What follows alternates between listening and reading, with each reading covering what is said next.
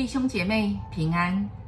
我们今天要来读以赛亚书第7章到第8章的15节。第8章13节这样说：总要记得我，上主万军的统帅是神圣的，只有我是你应当畏惧的。畏惧什么呢？我们看到亚哈斯来到了，他畏惧北方的亚兰跟以色列国竟然联盟要上来打耶路撒冷，这是他执政以来很大的一个危机。有人来告诉大卫家说，亚兰和以法莲已经同盟了，王的心和百姓的心就都跳动，好像是树林中被风吹的一样，被吹动，心会害怕。以赛亚领受这样的话语，要来告诉亚哈斯。另外，他也带着他的儿子施雅雅述出去走动，来到了水沟上池的水沟头，在漂布地的大路上迎接亚哈斯，为的是什么？就是要告诉亚哈斯，这个国家当他被围困的时候，水源是一个很重要的，就是他必须要去谨慎去防备的，要有一个守城的这个心态。另外有一幅图画，就是以赛亚他带着他的儿子，他的儿子叫做施雅雅述，雅述是回转的意思，施雅是语种剩下来的，也就是在这个上主对这个犹大亚哈斯即将要面临神的审判当中是有应许跟盼望的，就很像是那个大树被砍下来，只剩下那个剩余的这个圣洁的语种，但有一天他们还要再归回，而且要再重建犹大国的那个国土。当然，主持续的来启示以赛亚，来告诫他所爱的。还有一个图画，就是火把头，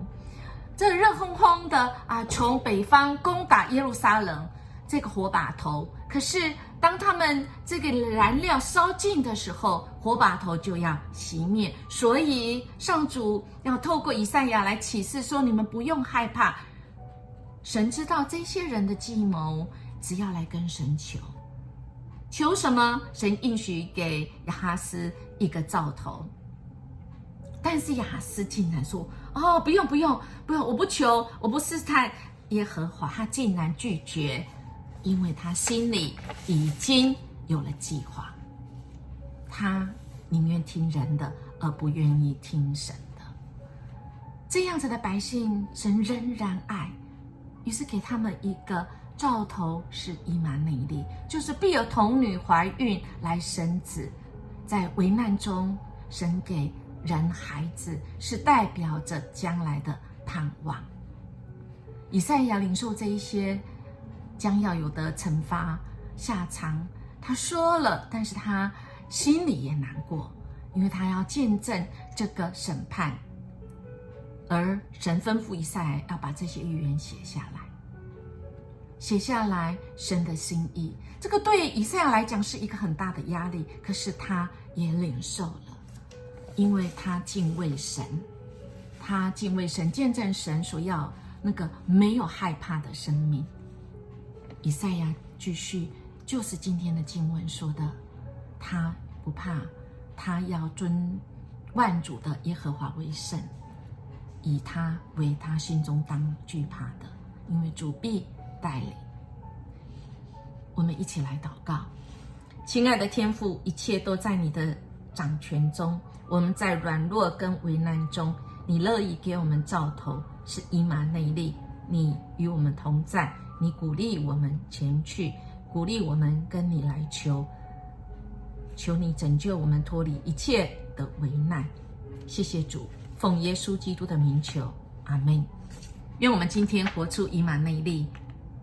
神与我们同在的美好。神鼓励我们去传扬主的福音，使世人得着盼望。我们明天见。